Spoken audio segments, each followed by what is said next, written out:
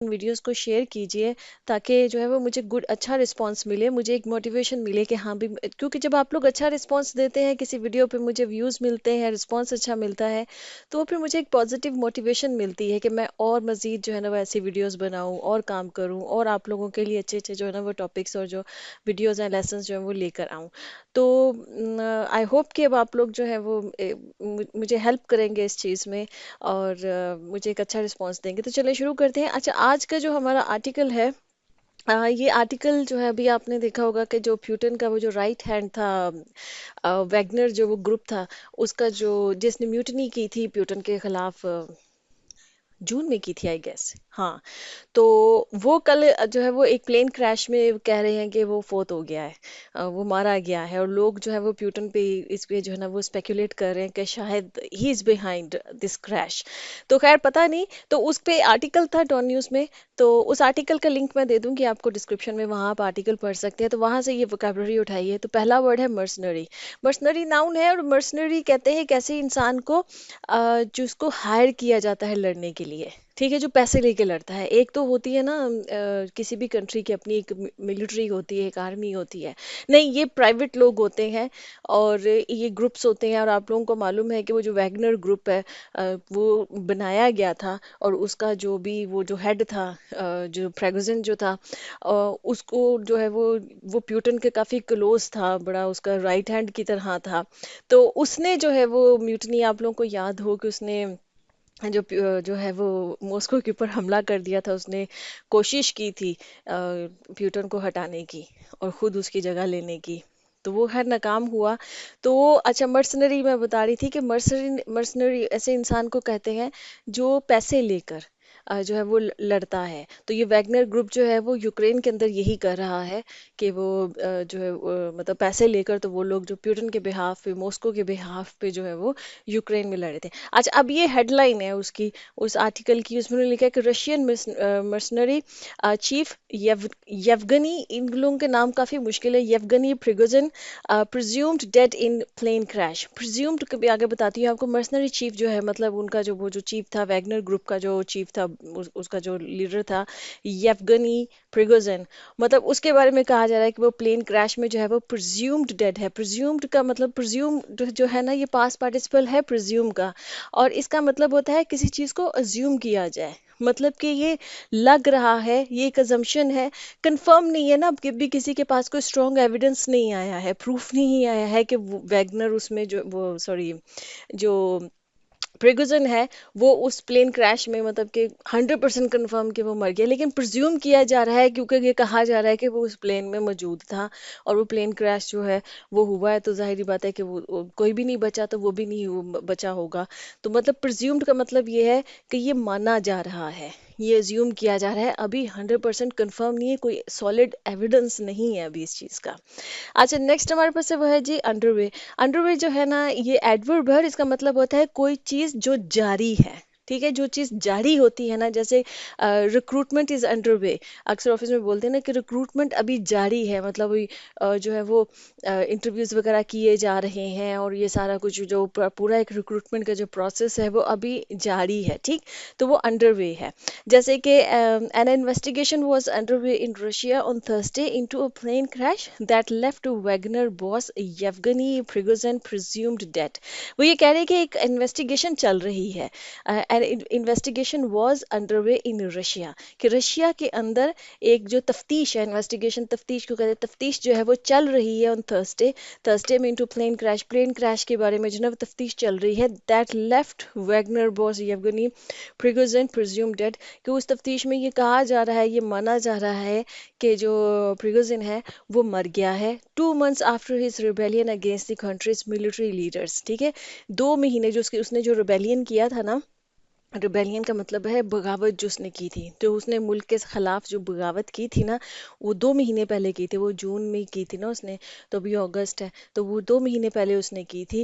And fuelling speculation about possible assassination. Fuelling का मतलब ये है कि इस चीज़ को वो एक, जिसको हम कहते हैं ना हवा देना, वो ठीक है ना, वो इस चीज़ को एक हवा दे रहा है, फ्यूल कर रहा है, ठीक है, मतलब भड़का रहा है इस बात को। स्पेकुलेशन का मतलब होता है कियास राई। इस कियास राई को जो ना वो मतलब के हवा दे रहा है अबाउट अ पॉसिबल असैसिनेशन, कि ये कोई हादसा नहीं है, ये असैसिनेशन है। असैसिनेशन कहा जाता है मर्डर को। देखिए, असैसिनेशन स्पेसिफिकली जो वर्ड यूज होता है, ऐसे लोगों का मर्डर जो बड़े हाई प्रोफाइल लोग होते हैं, जो मशहूर लोग होते हैं, जो इम्पोर्टेंट पोजीशंस पे लोग होते हैं, जो पॉलिटिकली जिनकी, या वैसे ज़रूरी नहीं होता, वैसे असैसिनेशन जो वर्ड ज़्यादातर पॉलिटिकल जो लोग होते हैं उनके लिए यूज़ होता है। लेकिन कहने का असैसिन के मतलब ये होता है कि जो थोड़े हाई प्रोफाइल टाइप के जो लोग होते हैं, जो इम्पोर्टेंट लोग होते हैं, ठीक है। तो वो कह रहे हैं कि मतलब ये इस स्पेकुलेशन को, इस कयास राय को फ्यूल कर रही है ये बात कि शायद उसको असैसिनेट किया गया है, उसको मतलब कि उसको कत्ल किया गया है। अच्छा जी। नेक्स्ट हमारे पास है वो है जी वॉरलॉर्ड। वॉरलॉर्ड भी जो है ना, वो उसी ऐसे ही इंसान को कहा जाता है, एक पर्सन जो कि किसी जिसको जंगजू टाइप हम बोलते हैं ना उर्दू में, उसको वॉरलॉर्ड बोलते हैं। मीन्स कि ऐसा इंसान जो किसी खास इलाके पे, कोई एक खास मिलिट्री पे या किसी खास इलाके पे उस इंसान का कोई कंट्रोल हो, ठीक है। और वो जंगजू टाइप जो होते हैं, बड़े ऑफेंसिव किस्म के जो लोग होते हैं ना, जंगजू टाइप के इस तरह के जो लोग होते हैं, उनको वॉरलॉर्ड्स कहा जाता है। जैसे कि day after private jet on which Prigozhin was registered crashed between Moscow and St. Petersburg, Russia had still not confirmed the warlord's death। कि रशिया ने अभी अपने उस वॉरलॉर्ड को जो है ना, उसकी डेथ को अभी कंफर्म नहीं किया है। और वो कह रहे हैं कि जो प्राइवेट जेट है, ये प्राइवेट जेट पे जो था ना, वो मतलब प्रिगोजिन जो था वो ट्रैवल कर रहा था मॉस्को और सेंट पीटर्सबर्ग के बीच में, ठीक है। उनके दरमियान में कहीं वो कर रहा था, जब जब वो क्रैश हुआ उसके दरमियान में। अच्छा, इसमें आप देख लें, वॉज रजिस्टर्ड एक वर्ड यूज हुआ है। वॉज रजिस्टर्ड का मतलब, इन्होंने ऑन बोर्ड यूज नहीं किया है वर्ड।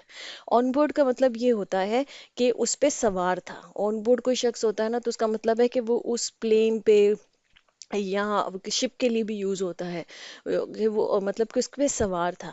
इस पे इन्होंने यूज किया है वर्ड वॉज रजिस्टर्ड। रजिस्टर्ड का मतलब ये है कि मतलब वो जो लिखत पर जिसको कहते हैं ना, कि टिकट्स वगैरह जो भी होती हैं, जो मतलब वो उसकी रजिस्ट्रेशन थी वहां पर। वो कागजों में जो कागजी कार्रवाई थी ना, कि कौन कौन उस इस प्लेन पे सफर कर रहा है, उसमें उसका नाम मौजूद है। अभी तक वो इस चीज की कंफर्मेशन नहीं है कि ही वॉज ऑन बोर्ड, कि वो बैठा हुआ था, क्योंकि हो सकता है कुछ कहा नहीं जा सकता। जो पॉलिटिकल चीजें होती हैं, इसमें कभी भी कुछ भी हो सकता है, ठीक है। अच्छा, नेक्स्ट हमारे पास है वो है जी assessment. Assessment is a noun and it means the process of evaluating और judging something to determine its quality value. मतलब असेसमेंट कहते हैं किसी सिचुएशन पे आप एक अपनी जो है ना इवैल्यूएशन देते हैं। मतलब इसको हम कहते हैं ना कि मुझे ये लगता है, मेरी असेसमेंट ये है। अक्सर लोग बोलते हैं ना, मतलब आप सारी चीज़ों को, उसकी प्रोज एंड कॉन्स को, उसकी सारी जो है चीज़ों को आप मद्देनज़र रखकर, और उसका जो एक आप जजमेंट या एक कंक्लूजन निकालते हैं ना। अब जाहिर बात है, ये जो असेसमेंट होती है ना, इसके पीछे कोई प्रूफ नहीं होता है। आप सिचुएशन को असेस करते हैं कि अगर ऐसा हुआ है तो इसके पीछे ये रीज़न होगी, ठीक है। तो उसको वो जो आपने अपनी एक जजमेंट दी होती है, चीज़ों को इवेल्युएट करके जो दी होती है, उसको जो है ना वो असेसमेंट कहा जाता है। तो वो कह रहे हैं कि France saw reasonable doubts about the crash while a government spokesman agreeing with Biden's assessment. Biden की भी असेसमेंट ये है, जो बाइडेन जो है वो अमेरिका का जो प्रेसिडेंट है, उसकी भी असेसमेंट ये है कि ये मर्डर अटेम्प्ट हुआ है। मतलब ये असैसिनेशन हुई है, ये प्लान्ड था, ये कोई हादसा नहीं हुआ है। तो फ्रांस जो है वो कह रहे हैं कि हम हमारे पास भी कोई रीजनेबल डाउट्स हैं, मतलब कि हम भी, हमारे पास भी मतलब इस चीज़ के लिए काफ़ी शक करने के लिए ना एक वजूहात मौजूद हैं। हम इस बात पे, मतलब कि इस क्रैश पे जो है वो शक करें, ठीक। और वो मतलब उसकी जो बाइडन की जो असेसमेंट है उसके साथ वो जो है अग्री करते हैं। नेक्स्ट हमारे पास है वो है जी स्पेयर हेड। स्पेयर हेड का मतलब ये होता है टू लीड एन अटैक और मूवमेंट, ठीक है। टू स्पेयर हेड मतलब कि किसी चीज को लीड करना। जैसे Prigozhin had for months complained about the way Moscow's offensive in Ukraine was being led, where the fighters were often spearheading battles। अच्छा, ये spearhead जो है ये वर्ब है, इसको नाउन लिखा हुआ है यहाँ पे, गलती है यहाँ पे, ठीक है। अच्छा, प्रिगोजन जो है ना, वो कह रहे हैं कि वो महीन हैड फॉर मंथ्स का यहाँ मतलब ये है कि महीनों से, एक चीज जो बड़े महीनों से चलती आ रही थी, ठीक है। तो वो महीनों से कंप्लेन कर रहा था, मतलब इस बात की शिकायत कर रहा था कि जिस तरीके से Moscow's offensive in Ukraine was being led. Moscow's offensive का मतलब ये है, मॉस्को से मुराद रशिया है, और जाहिर बात है मॉस्को उसका कैपिटल है, तो वहाँ पर वो अक्सर ये तरीका होता है कि जो कैपिटल सिटी होती है उसके नाम से किसी कंट्री को जो है ना वो एड्रेस किया जा रहा होता है। अच्छा, मॉस्कोज ऑफेंसिव, ऑफेंसिव का मतलब ये होता है मिलिट्री एक्शंस जो होते हैं, ठीक है, उसको उसके लिए भी वर्ड ऑफेंसिव जो है वो यूज किया था। अब हम कहते हैं ना तुम्हारा कमेंट बड़ा ऑफेंसिव है, हम ऐसे भी बोलते हैं, ठीक है ना। तो मतलब एक वर्ड के काफी मल्टीपल मीनिंग्स होते हैं और मल्टीपल अंदाज में वर्ड्स यूज होते हैं। तो यहाँ पर जो है ना ऑफेंसिव का मतलब यह है कि जो मिलिट्री एक्शंस वहां पर चल रहे थे यूक्रेन के अंदर, तो वो कह रहे थे कि वो मतलब कि प्रिगोजिन जो था वो काफी इस बारे में शिकायत कर रहा था कि जिस तरह के वहां पर जो है ना वो एक्शंस जो चल रहे थे, जिस तरह की वहां पे चीजें चल रही थी मॉस्को की तरफ से यूक्रेन के अंदर, तो उसको इसके बारे में जो ना कंप्लेंट्स थी, उसको शिकायत थी, और वो कर रहा था। Where his fighters were often spearheading battles, के जहां पर उसके फाइटर्स, ठीक है ना, वैगनर जो ग्रुप था ये ज्यादातर एक्टिव है यूक्रेन के अंदर। तो जो वो कह रहे हैं कि जहां पर इसके फाइटर्स जो है ना वो बैटल को, वो जंग को जो है ना वो स्पेयर हेड कर रहे हैं, मतलब कि उसको लीड कर रहे हैं, ठीक, मतलब मेनली तो वो लड़ रहे हैं। तो जो इस वजह से उसको काफी शिकायत थी। अच्छा जी, रिजॉइस, रिजॉइस जो है ये वर्ब है, इसका भी मतलब ये है फील, टू फील और शो ग्रेट जॉय और डिलाइट, खुशियां मनाना जिसको हम कहते हैं, ठीक है, उसको रिजॉइस कहते हैं। जैसे कि in Ukraine some people rejoiced at the apparent death of a man whose fighters were known for exceptionally cruel efforts. आज देखें वो यूक्रेन में कह रहे हैं कि बहुत से लोग जो ना वो खुशियां मना रहे हैं, ठीक है, एट द अपीरेंट डेथ। अब यहाँ पर भी आप वर्ड को नोट करिए, अपीरेंट, अपीरेंट का मतलब है बज़ाहिर, ठीक है, मतलब नजर आने वाली, अभी कंफर्म कुछ नहीं हुआ है, क्योंकि मैं आप देखा ना वहां पर उन्होंने लिखा है कि ही वाज रजिस्टर्ड, ये नहीं बोला कि ही वाज ऑन बोर्ड, ठीक है, बड़ा फर्क होता है दोनों चीजों में। एक तो उन्होंने एट द अपीरेंट डेथ, कि मतलब जो बज़ाहिर नजर आ रही है कि वो मर गया है शायद, तो of a man whose fighters were known for exceptionally cruel efforts, मतलब उस आदमी के बारे में वो खुशियां मना रहे हैं उसकी जो है ना अपीरेंट डेथ के बारे में, जिसके जो फाइटर्स हैं वो मतलब इस तरह की क्रूअल किस्म की जो है ना वो एफर्ट्स कर रहे हैं, मतलब बड़ी क्रूर मतलब जिसको कहते हैं ना आप, बड़ी बेदर्दाना, बेदर्दी से जो होती है, जो भी जो एक्शन बड़ा जिसमें बेदर्दी से किया गया होता है, ठीक है, तो वो क्रूअल एफर्ट्स होती हैं। अच्छा जी, नेक्स्ट हमारे पास है वो जो म्यूटनी, म्यूटनी नाउन है और इसका भी मतलब ये होता है, म्यूटनी का मतलब भी बगावत होता है, ठीक है, बगावत जो करना होता है ना, एन ओपन रिबेलियन, जो बगावत उसको म्यूटनी बोला जाता है।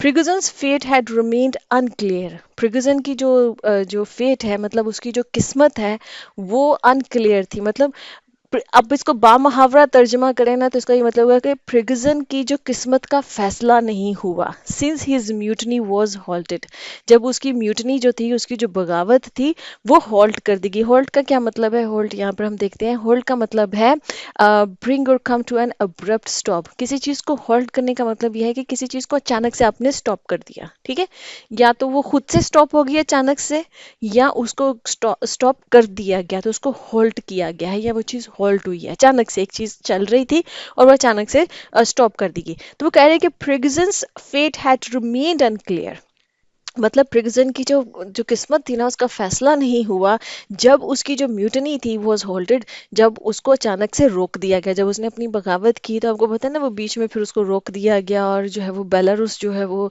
जो कंट्री है वो बीच में आ गया।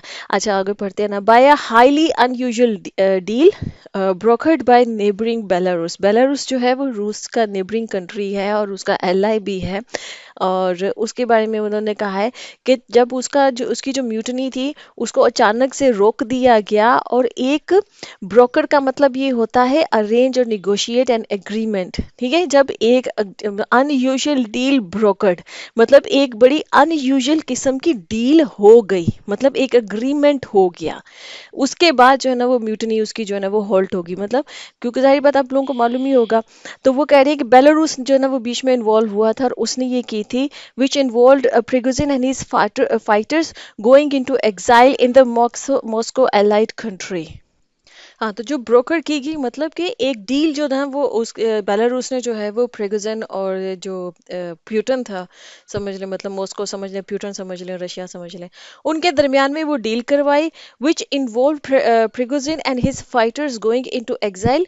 जिस डील के अंदर जो है वो ये इन्वॉल्व था कि प्रिगोजिन और जो उसके फाइटर्स थे जो उस म्यूटनी में इन्वॉल्व थे, वो सारे के सारे जो वो एग्जाइल में चले जाएंगे। एग्जाइल कहते हैं जलावतनी, ठीक है, अपने मतलब कि अपना मुल्क छोड़कर किसी दूसरे मुल्क में चले जाएंगे। तो जलावतनी में चले जाएंगे in the Moscow allied country. वो कहाँ पे? मॉस्को की जो एलाइड कंट्री है वहां पर चले जाएंगे, मतलब कि वो रशिया में नहीं रहेंगे, वो उसके एलाइड कंट्री यहाँ पर बेलारूस ही है, कि मतलब वो बेलारूस में जाकर रहेंगे। तो ये एग्जाइल हुआ, मतलब जलावतनी में चले जाएंगे। ओके जी फ्रेंड्स, यहाँ पे लेसन खत्म होता है। आई होप इंटरेस्टिंग था। आई होप आप लोग इस वीडियो को लाइक करेंगे, पसंद करेंगे, इसको शेयर करेंगे। Nice you next.